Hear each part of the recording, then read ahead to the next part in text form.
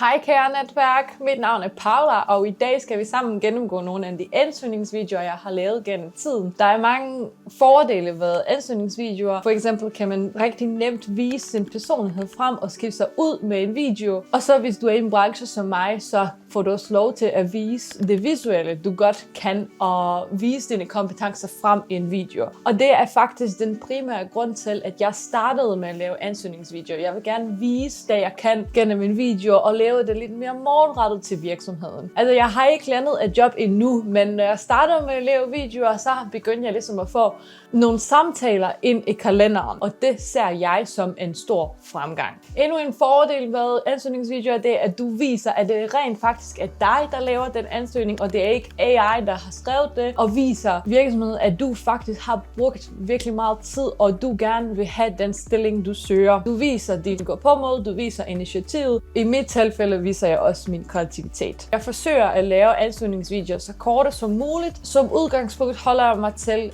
under 1 minut eller maks 1 minut. I dag kommer vi også til at kigge på en ansøgningsvideo, jeg lavede til Become, og den er så minut og 20 sekunder. Den kan vi faktisk godt starte med. Den er også den ældste video, jeg har lavet. Det var faktisk, da jeg stadig var under uddannelse, så jeg var ikke helt ind i selve sådan fuldtids jobsøgning endnu. Jamen lad os kigge på det sammen. Hej Become Team. Jeg laver den video, fordi I står med mit drømmejob derude, og så vil jeg lige give jer muligheden for at se en del af min personlighed på denne måde.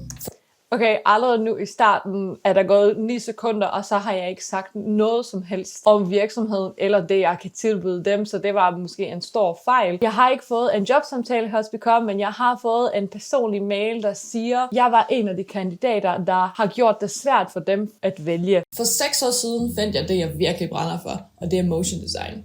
For snart 5 år siden lavede jeg mit første projekt, og for 2 måneder siden opdagede jeg pludselig, at jeg har siddet ved computeren i 12 timer, uden at mærke tiden, bare fordi jeg elskede det, jeg lavede. Her nævner jeg nogle eksempler og nævner lidt af min historie, hvilket er faktisk ret godt. Det var måske ikke helt sundt, og der manglede jeg et team, der kommer og brækker mig på skulderen og siger, hey Paula, du har været i gang alt for længe.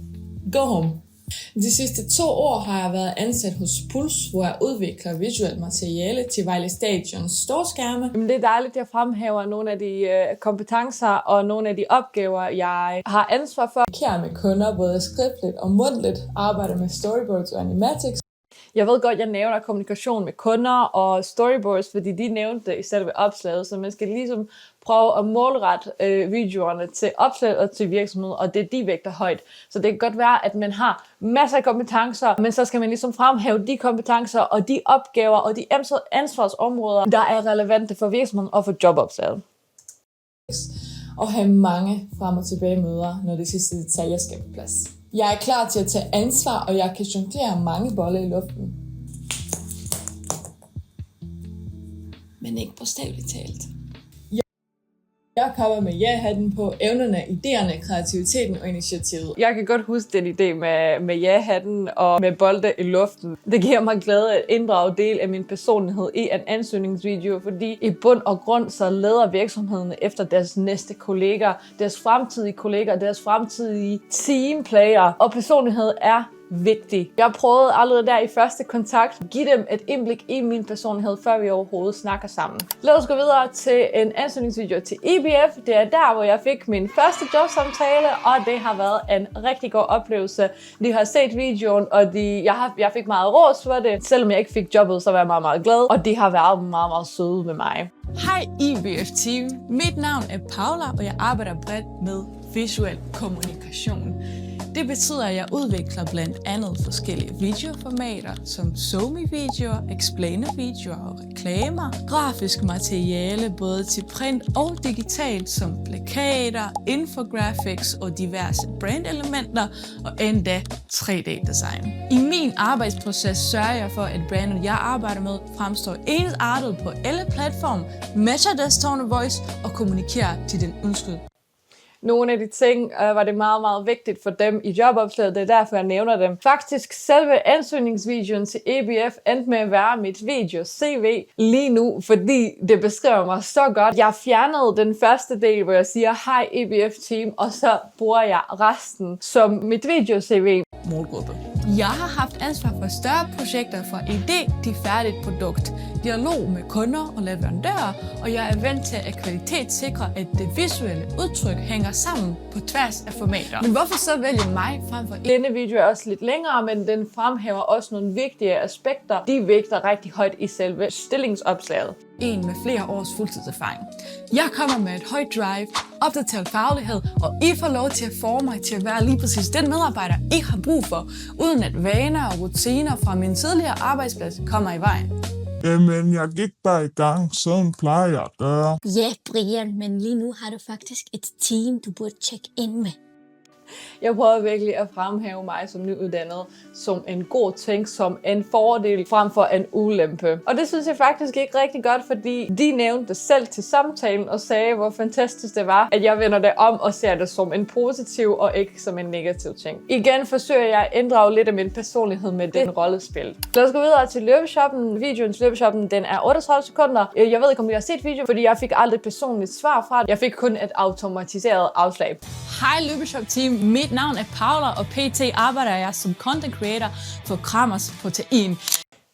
Jeg vælger at have min Fitness X t-shirt på med vilje. Man skal jo gerne vise, at man er aktiv, og man går op i træning. Og det er en vigtig værdi for en, så det er det, jeg prøvede på at gøre. I kan finde mig på deres Instagram-profil, og så har jeg masser af indhold at vise jer, der ikke endnu er blevet offentliggjort, samt en masse mere på min portfolio. I kan godt høre, at jeg leger med forskellige sound effects, og det synes jeg bare er så sjovt. Masser mere på min portfolio.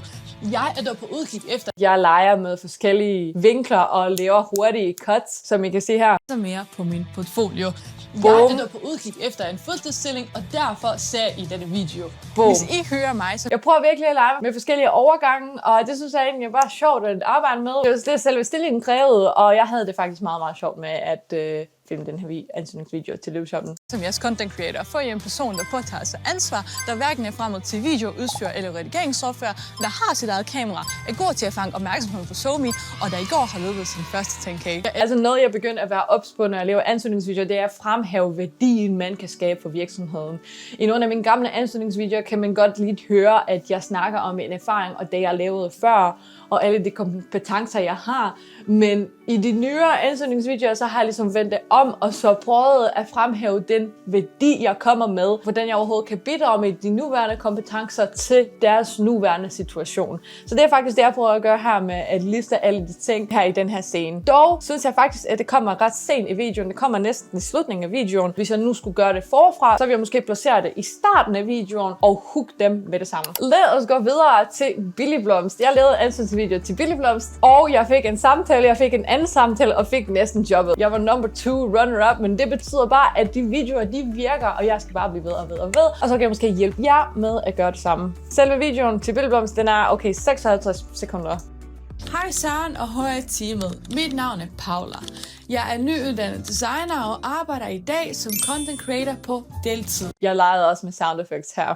Jeg har en stor passion for visuel formidling og solid erfaring med SoMe-formater. I mit nuværende arbejde hos Kramers Protein har flere af mine videoer skabt konkrete resultater. Jeg prøvede faktisk at have lige så mange planter i baggrunden som muligt, fordi det er Billy Blomst, der laver en ansøgningsvideo til. Og de skal vide, at jeg elsker planter, og at min lejlighed er fyldt med planter. Det er primært min kæreste, der elsker planter. Til sidst kan vi kigge på en ansøgningsvideo, jeg lavede til Salling. Det var for 3 uger siden min nyeste ansøgningsvideo. Men jeg ved heller ikke, om de tager videoerne med i deres vurdering. Altså, jeg kunne ikke ringe til et nummer og spørge om det. Så det kan godt være, at de ikke ser videoen alligevel. Men jeg lavede videoen, fordi jeg var meget, meget begejstret for stillingen. Denne er min korteste ansøgningsvideo nogensinde på 34 sekunder. Her prøvede jeg at bruge lidt en anden tilgang end på de andre ansøgningsvideoer. I en verden fyldt med content er bevægelse afgørende for at fange blikket. Jeg arbejder bevidst med de essentielle animation principles og design principles, kender mange forskellige typer animation og har styr på hele processen, alt fra storyboards og animatics til den endelige produktion og feedbackrunder. Der er selvfølgelig fokus på animation, fordi det er motion graphics designer-stilling. Jeg forstår udmærket godt, hvor vigtigt det er at samarbejde med sit kreative team og holde dem opdateret, hvis ændringer ansøgninger forekommer. Jeg søger stillingen som en chance for at skabe målrettet stærkt visuelt arbejde for Salling Group og bevise mit værd fra dag 1. Meget subtilt har jeg prøvet at inddrage min fjollede personlighed med at holde mikrofonen, og så står der Paulas ansøgningsvideo på den. Til sidst vil jeg hurtigt vise et dokument, jeg lavede som en ansøgning til AD Media. Og det var egentlig bare for at skille mig ud og samtidig vise mine kompetencer. Jeg har brugt deres visuelle identitet, og jeg har faktisk udviklet et style-tile, jeg valgte at inddrage til sidst, så de også kan se et indblik i min proces. Jeg har lavet det i præsentationsformat, og første slide, det er ikke en overskrift, det er ikke mit billede, det er ikke om mig, det er ikke hvorfor jeg søger jobbet. Det er, hvordan jeg kan skabe værdi for dem fra dag 1. Og det er opdelt i deres 3 hovedprodukter. Jeg skriver meget direkte, hvad jeg kan bidrage med. Jeg vil også tilføje en lille navigation i bunden. Så faktisk kan man klikke på de her knapper, og så meget hurtigt se et overblik over hele dokumentet, når man åbner første side. Så giver jeg nogle eksempler på mit arbejde, meget målrettet dem, det de efterspørger i stillingen. Efterfølgende har jeg inkluderet relevant erfaring og har skrevet en reference på til eller sidst skriver jeg lidt om mig selv og hvem jeg er. Og det her er faktisk min LinkedIn-beskrivelse, og jeg linker også til min LinkedIn-profil, hvis de nu synes, det var relevant. Så det var faktisk det, og jeg er meget, meget taknemmelig for, at du blev siddende og har kigget det igennem sammen med mig. Jeg håber, du har fået noget ud af det, og du må meget, meget gerne skrive til mig på LinkedIn. Fortæl, hvad var godt, hvad var dårligt, og så kan vi tage en lille snak. Hej hej!